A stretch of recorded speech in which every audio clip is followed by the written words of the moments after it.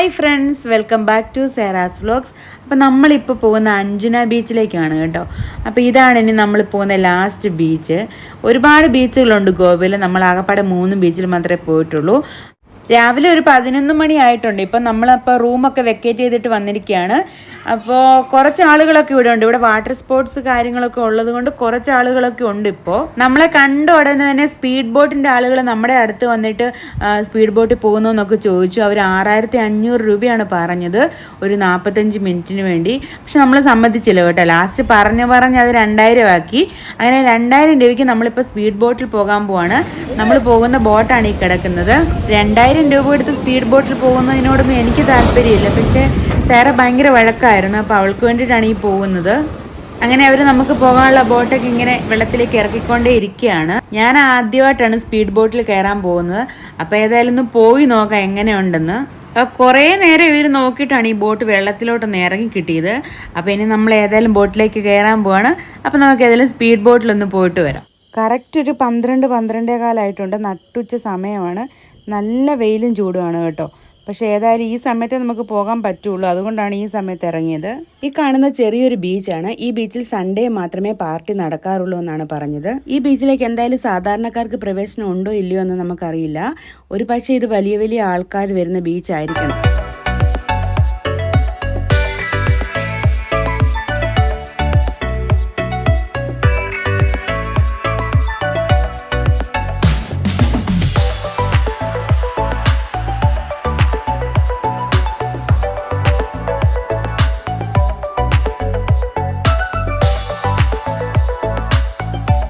കാണുന്നതാണ് ബാഗ ബീച്ച്.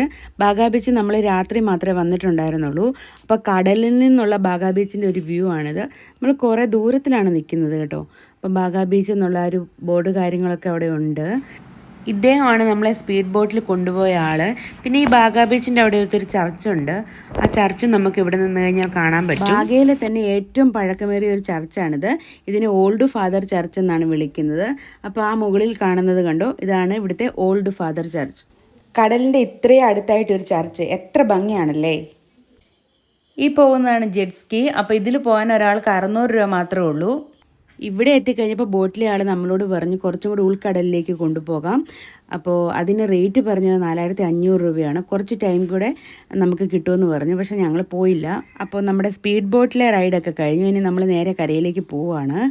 അപ്പോൾ അവിടെ എത്തിയിട്ട് നമുക്കിനി പോകാനുള്ളത് ഓൾഡ് ഗോവയിലേക്കാണ് കേട്ടോ. നമ്മുടെ സ്പീഡ് ബോട്ടിലെ യാത്രയൊക്കെ അടിപൊളിയായിരുന്നു. എല്ലാവരും നല്ല രീതിയിൽ തന്നെ എൻജോയ് ചെയ്തിട്ടുണ്ട്. അങ്ങനെ നമ്മൾ കരയിലെത്തി കഴിഞ്ഞപ്പോൾ 1-2 പേര് വന്ന് എൻ്റെ അടുത്ത് ചോദിച്ചു എങ്ങനെയുണ്ട്, സേഫ് ആണെന്നൊക്കെ ചോദിച്ചു. അതേ സേഫ് ആണെന്നൊക്കെ പറഞ്ഞു. അങ്ങനെ അവരും ബോട്ടിങ്ങിന് പോയി. നട്ടുച്ച വെയിലത്ത് പോയതുകൊണ്ട് തന്നെ നന്നായിട്ട് വീർത്ത് നല്ല ദാഹം ഉണ്ടായിരുന്നു. സേറയാണെങ്കിലും ക്ഷണിച്ചിരിക്കുകയാണ്. അപ്പോൾ ഒരു ലെമൺ സോഡ കുടിക്കാമെന്ന് കരുതിയിട്ടാണ് ഈ ഒരു കടയിലേക്ക് വന്നത്. അപ്പോൾ ലെമൺ സോഡയൊക്കെ കുടിച്ചിട്ട് നമ്മളിവിടുന്ന് വേഗം പോവാണ് കേട്ടോ ഓൾഡ് ഗോവയിലേക്ക്. ഇവിടെ നിന്ന് ഓൾഡ് ഗോവയിലേക്ക് പോകുന്ന വഴിക്ക് ഇതുപോലെയുള്ള ചെറിയ വീടുകളൊക്കെ കാണാം. ഒരു ചെറിയ ഗ്രാമം പോലെയാണിത്. ഇത് കാണുമ്പോൾ നമ്മൾ ഗോവയിലാണോ ഉള്ളതെന്ന് പോലും നമുക്ക് സംശയം തോന്നിപ്പോകും. അതുപോലെയുള്ള നമ്മുടെ നാട്ടിലെ പോലെ തന്നെയുള്ള ചെറിയ വീടുകൾ കാര്യങ്ങളൊക്കെ നമുക്ക് ഇവിടുന്ന് ഒരുപാട് കാണാൻ സാധിക്കും. കുറച്ചുകൂടെ കഴിയുമ്പോൾ നമ്മൾ മെയിൻ റോഡിലേക്ക് എത്തും. അപ്പോഴേക്ക് എനിക്കൊരു പവർ ബാങ്ക് എന്തായാലും വാങ്ങണം. കാരണം മൊബൈലിൽ വീഡിയോസ് എടുത്തിട്ട് 2-3 വീഡിയോസ് എടുത്ത് കഴിയുമ്പോഴേ ഫോണിന് ഫുൾ ചാർജ് തീർന്നു പോവുകയാണ്. അപ്പോൾ പവർ ബാങ്ക് കിട്ടാൻ ഏതെങ്കിലും ഷോപ്പൊക്കെ ഉണ്ടോ എന്ന് നോക്കി പോകുമ്പോഴാണ് റിലയൻസ് ഡിജിറ്റലിൻ്റെ ഒരു ഷോപ്പ് കണ്ടത്. അപ്പോൾ നേരെ അവിടെ കയറി കേട്ടോ. ഞാൻ വാങ്ങാൻ നോക്കുന്നത് MIയുടെ 20000 mAh പവർ ബാങ്കാണ്. അത് യൂസ് ചെയ്തവർ അത് നല്ലതാണെന്ന് എന്നോട് പറഞ്ഞു. അപ്പോൾ ഇതിനകത്തേക്ക് കയറി കഴിഞ്ഞപ്പോൾ തന്നെ ഏതായാലും ഈ ഒരു പവർ ബാങ്ക് ഇവിടെ ഉണ്ടായിരുന്നു. അപ്പോൾ നോക്കുമ്പോൾ അതിൻ്റെ വില പറയുന്നത് 2149 പിന്നെ ഫ്ലിപ്കാർട്ടിലെ വിലയിൽ തന്നെ അവർ നമുക്ക് ഓഫർ ഇട്ട് തന്നു കേട്ടോ. അപ്പോൾ ഏതായാലും ആ പവർ ബാങ്ക് ഞാൻ വാങ്ങി. ഇത് അത്യാവശ്യം നല്ലൊരു പവർ ബാങ്കാണ്. അപ്പോൾ എനിക്ക് ഏതായാലും ഇനി ചാർജ് തീർന്നു പോകുമെന്നുള്ളൊരു പേടിയില്ല. ഇനി നമ്മൾ പോകുന്നത് ഗോവയിലെ തന്നെ ഏറ്റവും ഫേമസ് ആയതും ഏറ്റവും നീളം കൂടിയതുമായൊരു ബ്രിഡ്ജിലൂടെയാണ്. മണ്ഡോവി റിവറിൻ്റെ മുകളിലായിട്ടാണ് ഈ ബ്രിഡ്ജ് പോകുന്നത്. അതായത് നമ്മുടെ പ്രധാനമന്ത്രിയായിരുന്ന അടൽ ബിഹാരി വാജ്പേയിയുടെ പേരിലാണ് ഈ ബ്രിഡ്ജ് അറിയപ്പെടുന്നത്. ഈ ബ്രിഡ്ജിൻ്റെ പേര് അടൽ സേതു ബ്രിഡ്ജ് എന്നാണ്. 2019 ഈ ബ്രിഡ്ജിൻ്റെ ഇനാഗുറേഷൻ. നൈറ്റ് ടൈമിൽ ഈ ബ്രിഡ്ജിൻ്റെ വ്യൂ അടിപൊളിയായിരിക്കും. കാരണം ലൈറ്റ് കാര്യങ്ങളൊക്കെ ഉണ്ട്. അപ്പോൾ കഴിഞ്ഞ തവണ വന്നപ്പോൾ നമ്മളിത് കണ്ടിട്ടുണ്ടായിരുന്നു. നമ്മൾ ആദ്യം പോകുന്നത് സലീം അലി ബേർഡ് സാഞ്ചുറിയിലേക്കാണ്. അപ്പോൾ ചൊറാവോ എന്ന് പറയുന്ന ഒരു ഐലൻഡിലാണ് ഈ ഒരു പക്ഷി സങ്കേതം ഉള്ളത്. അപ്പോൾ അതിൻ്റെ ഭാഗമാണ് ഈ കാണുന്നതൊക്കെ. അപ്പോൾ നമുക്ക് അങ്ങോട്ടേക്ക് പോകാൻ ഫെറി സർവീസ് മാത്രമേ ഉള്ളൂ. ഓരോ 5 മിനിറ്റ് 10 മിനിറ്റ് ഇടവിട്ട് ഫെറി സർവീസ് ഉണ്ട്. അതുകൊണ്ട് നമ്മൾ അധികം നേരം വെയിറ്റ് ചെയ്യേണ്ട ആവശ്യമില്ല. അപ്പോൾ നമ്മളിവിടെ എത്തിയിട്ടുണ്ട് കേട്ടോ. ഇനി കാറും നമുക്ക് അതിലേക്ക് കയറ്റണം.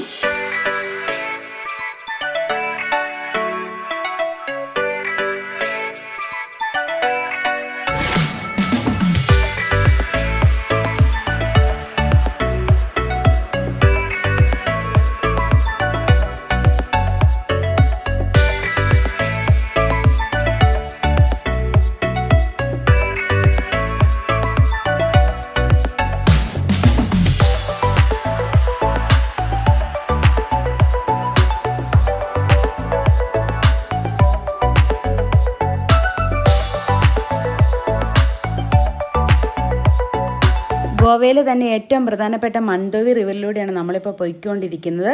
ഈ റിവറിൽ കണ്ടൽക്കാടുകൾ ഏറ്റവും കൂടുതലുള്ളൊരു പ്രദേശമാണിത്. ഈ ഒരു ഫെറി സർവീസിന് 10 രൂപ മാത്രമേ അവർ ചാർജ് ഈടാക്കുന്നുള്ളൂ. ബീച്ചുകൾക്കും പാർട്ടികൾക്കും ഒക്കെ പേര് കേട്ട നാടാണ് ഗോവയെങ്കിലും ഇന്ത്യയിലെ തന്നെ ഏറ്റവും വലിയ ഹരിത സംസ്ഥാനങ്ങളിൽ ഒന്ന് ഈ ഗോവയാണ്. ഈ മണ്ടോവി നദിയെ ചുറ്റിപ്പറ്റിയിട്ടുള്ള കണ്ടൽക്കാടുകളൊക്കെ അതിന് ഉത്തമ ഉദാഹരണമാണ്.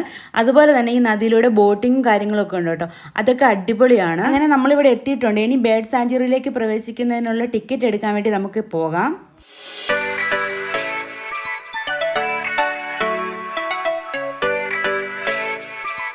അങ്ങനെ കാറ് പാർക്ക് ചെയ്തിട്ട് ടിക്കറ്റ് കൗണ്ടറിൻ്റെ അങ്ങോട്ടേക്ക് ചെന്നപ്പോഴാണ് അവർ പറയുന്നത് ഇവിടെ ഇപ്പോൾ ഓഫ് സീസണാണ്, ആളുകളെ ഉള്ളിലേക്ക് കടത്തി വിടുന്നില്ല. തന്നെയല്ല വെള്ളം ഒരുപാട് കൂടുതലുള്ളത് കൊണ്ട് ഇപ്പം അങ്ങോട്ട് പോകാൻ പറ്റില്ല എന്ന് പറഞ്ഞു. പിന്നെ അവരോട് കുറച്ച് നേരം സംസാരിച്ച് കഴിഞ്ഞപ്പോഴത്തേനും അവർ ശരി പൊയ്ക്കോ, ടിക്കറ്റൊന്നും എടുക്കേണ്ട ആവശ്യമില്ല, കുറച്ച് ഭാഗം മാത്രം പോയി വീഡിയോ എടുത്തിട്ട് തിരിച്ചു വരാൻ പറഞ്ഞു. അങ്ങനെ ഞാൻ ഉള്ളിലേക്ക് കയറുവാണ്. ആ നടുക്കുകൂടെയുള്ള ആ ചെറിയ വഴിയിൽ കൂടിയാണ് നമ്മൾ അങ്ങോട്ടേക്ക് പോകാനുള്ളത്.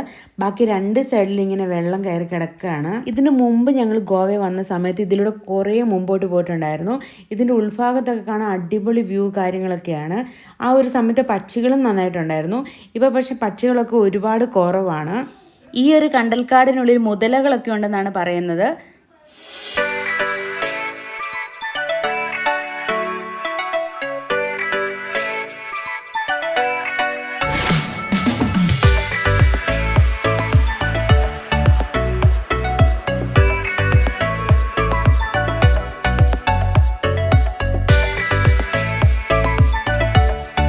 കുറച്ചുകൂടി മുമ്പോട്ട് പോയി കഴിയുമ്പോൾ ഒരു ചെറിയ ബ്രിഡ്ജുണ്ട്. ആ ബ്രിഡ്ജ് കടന്ന് വേണം അപ്പുറത്തെ സൈഡിലേക്ക് കിടക്കാൻ. ഞാൻ ആ ബ്രിഡ്ജിൻ്റെ അവിടം വരെ പോയി നോക്കി. ആ ഭാഗത്തൊക്കെ നല്ല രീതിയിൽ വെള്ളമുണ്ട്. അപ്പോൾ അതിനപ്പുറത്തേക്ക് പോകാൻ എനിക്ക് പേടിയായിരുന്നു. അതുകൊണ്ട് ഞാൻ അങ്ങോട്ടേക്ക് പോയിട്ടില്ല. തന്നെയല്ല സേറ എൻ്റെ കൂട്ടത്തിലുള്ളതുകൊണ്ട് ഇങ്ങനെ ഓടി നടക്കുകയാണ്. അപ്പോൾ വീഴാൻ ചാൻസ് കൂടുതലാണ്. ചില സ്ഥലങ്ങളൊക്കെ നമ്മൾ ചവിട്ടുമ്പോൾ തന്നെ ഇങ്ങനെ താഴേക്ക് ഇടിഞ്ഞ് പോകുന്നുണ്ട്.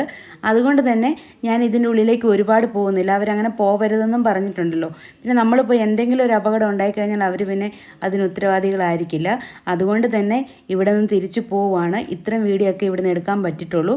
അപ്പോൾ ഇത് നിങ്ങൾക്ക് ഇഷ്ടപ്പെട്ടെന്ന് വിചാരിക്കുന്നു. നല്ല ചൂടാണ് ഇവിടെ. അപ്പം ഒരു ലെമൺ സോഡയൊക്കെ കുടിച്ചിട്ട് പോകാമെന്ന് കരുതി. ഇനി നമ്മളിവിടുന്ന് പോകുന്നത് സെൻറ്റ് ബസിലിക്ക ചർച്ച് കാണാൻ വേണ്ടിയിട്ടാണ്. അപ്പോൾ നമുക്കിനി അങ്ങോട്ടേക്ക് പോകാം. അങ്ങനെ നമ്മൾ ബസിലിക്ക ഓഫ് ബോം ജീസസ് ചർച്ചിൽ എത്തിയിരിക്കുകയാണ്. ഇന്ത്യയിലെ തന്നെ ആദ്യകാല ബസിലിക്കകളിൽ ഒന്നാണിത്. 1594 ഈ ഒരു ചർച്ചിന്റെ പണി ആരംഭിക്കുന്നത്. 1605 അത് വിശ്വാസികൾക്കായി തുറന്നു കൊടുക്കുകയും ചെയ്തു. ടൂറിസ്റ്റുകളും വിശ്വാസികളുമായിട്ടുള്ള ഒരുപാട് ആളുകളുണ്ട് ഇവിടെ. അപ്പം നമുക്ക് ഏതായാലും ചർച്ചിൻ്റെ ആ ഭാഗത്തേക്ക് പോകാം. കുറച്ചെങ്കിലും മാന്യമായ രീതിയിൽ ഡ്രസ്സ് ധരിച്ച ആളുകളെ മാത്രമേ ഈ ഒരു കോമ്പൗണ്ടിനുള്ളിലേക്ക് അവർ കയറ്റുന്നുള്ളൂ. അതുപോലെ തന്നെ ഭക്ഷ്യവസ്തുക്കളൊന്നും ഇതിൻ്റെ ഉള്ളിലേക്ക് കയറ്റാൻ അവർ സമ്മതിക്കില്ല. ഈ ഒരു ചർച്ചിലേക്കുള്ള പ്രവേശന സമയം തിങ്കൾ മുതൽ ശനി വരെ രാവിലെ 9 തൊട്ട് 5 വരെയും സൺഡേ ദിവസങ്ങളിൽ 11 മണി തൊട്ട് 5 മണി വരെയാണ്. വർഷങ്ങളായി സെൻറ്റ് ഫ്രാൻസിസ് സേവ്യറിൻ്റെ മൃതദേഹം സൂക്ഷിച്ചിട്ടുള്ള ഒരു ദേവാലയമാണിത്. അദ്ദേഹത്തിൻ്റെ മൃതദേഹം സൂക്ഷിച്ചിരിക്കുന്നത് വെള്ളി കൊണ്ട് നിർമ്മിച്ചൊരു പേടകത്തിലാണ്. ഓരോ 10 വർഷത്തിലാണ് മൃതദേഹം പുറത്തെടുക്കാറുള്ളത്.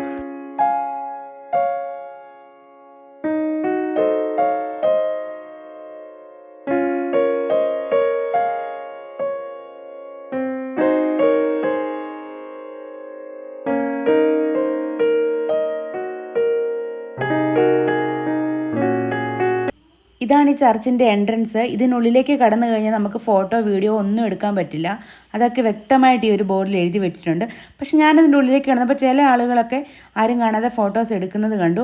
അത് കണ്ടപ്പോൾ പെട്ടെന്ന് ഞാൻ എടുത്ത വീഡിയോയും ഫോട്ടോയും ആണിത്. അപ്പോൾ നമ്മളെ നോക്കാൻ ആളുകൾ അവിടെ നിൽപ്പുണ്ട്. ആരെങ്കിലും ഫോൺ കയ്യിലെടുക്കുന്ന കണ്ടാൽ തന്നെ അവർ പ്രശ്നം ഉണ്ടാക്കും. ഞാൻ അത്രയും വീഡിയോ എടുത്തപ്പോൾ തന്നെ അവർ ഓടി വന്ന് പ്രശ്നം ഉണ്ടാക്കി. അപ്പോൾ തന്നെ പിന്നെ ഫോൺ എടുത്ത് വെക്കേണ്ടി വന്നു.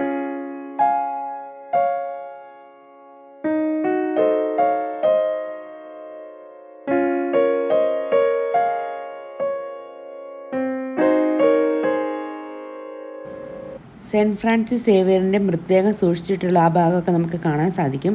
പക്ഷെങ്കിൽ നമുക്ക് അവിടെ നിന്ന് വീഡിയോ ഒന്നും എടുക്കാൻ പറ്റില്ല. അപ്പോൾ ഇത്രയേ ഉള്ളൂ ഈ ഒരു ചർച്ചിൻ്റെ കാര്യങ്ങൾ. പിന്നെ നമുക്കിനി ഇവിടെ തൊട്ടടുത്തൊരു മാർക്കറ്റുണ്ട്, അങ്ങോട്ടേക്കൊന്ന് പോയി നോക്കാം. ഇതാണ് ആ മാർക്കറ്റ്. വലിയൊരു മാർക്കറ്റാണ്. ഒരുപാട് ഷോപ്പുകൾ ഇതിൻ്റെ ഉള്ളിലുണ്ട്. പക്ഷേ എങ്കിൽ നല്ല വിലയാണ് ഇവിടെ കേട്ടോ. ആളുകളൊക്കെ ഒരുപാട് ഇവിടെ വരുന്നുണ്ടെങ്കിലും എല്ലാവരും എല്ലാ സാധനങ്ങളും വാങ്ങുന്നുണ്ടോ എന്ന് എനിക്ക് തോന്നുന്നില്ല. കാരണം അത്രയ്ക്കും വില കൂടുതലാണ്. ഞാൻ വെറുതെ കയറി വീഡിയോ എടുക്കാൻ പോയി എന്നുള്ളതേ ഉള്ളൂ. ഞാനൊന്നും വാങ്ങിയിട്ടില്ല. ഇതുപോലെയുള്ള ബാഗിൻ്റെയും ഡ്രസ്സിൻ്റെയും ഒക്കെ ഷോപ്പുകൾ ഒരുപാട് ബാംഗ്ലൂരുണ്ട്. അപ്പോൾ നമുക്ക് ഏകദേശം വിലകളും കാര്യങ്ങളൊക്കെ അറിയാം. ഇവരൊക്കെ അതിൻ്റെ 4 ഇരട്ടി വിലയാണ് ചോദിക്കുന്നത്. നമുക്ക് ബാർഗെയിൻ ചെയ്യാൻ പറ്റും, പക്ഷെ ബാർഗെയിൻ ചെയ്യുന്നതിനും ഒരു പരിധിയൊക്കെ ഉണ്ടല്ലോ. അപ്പോൾ നമ്മളെന്തായാലും ഇവർ ഒരുപാട് ലാഭം എടുത്തിട്ട് തന്നെയാണ് നമുക്ക് ഈ സാധനങ്ങളൊക്കെ തരുന്നത്. അതുകൊണ്ട് ഞാനൊന്നും വാങ്ങിയിട്ടില്ല. ഇതൊരു ടീഷർട്ടിൻ്റെ ഷോപ്പാണ് കേട്ടോ. അപ്പോൾ ഈ ടീഷർട്ടുകളാണ് ഇങ്ങനെ അടുക്കി വെച്ചിരിക്കുന്നതെല്ലാം. അപ്പോൾ ഇത് കാണാൻ തന്നെ നല്ലൊരു ഭംഗിയാണ്. അപ്പോൾ ഗോവയിലെ കറക്കമൊക്കെ കഴിഞ്ഞു. ഇനി നമ്മൾ തിരിച്ചു പോവുകയാണ്. തിരിച്ച് ബാംഗ്ലൂർക്ക് പോകണോ അതോ ഗുജറാത്തിന് പോകണോ, അങ്ങനെ 2 ഓപ്ഷൻസാണ് നമ്മുടെ മുമ്പിലുള്ളത്. എല്ലാവരും അതിനെപ്പറ്റി ഡിസ്കസ് ചെയ്തുകൊണ്ടിരിക്കുന്നതേ ഉള്ളൂ. ഒന്നും ഒരു തീരുമാനമായിട്ടില്ല. അപ്പോൾ എന്തായാലും ഈ വീഡിയോ ഇവിടെ വെച്ച് നിർത്തുകയാണ്. അടുത്ത വിശേഷങ്ങൾ അടുത്ത വീഡിയോയിൽ കാണാം. അതുവരേക്കും ബായ്.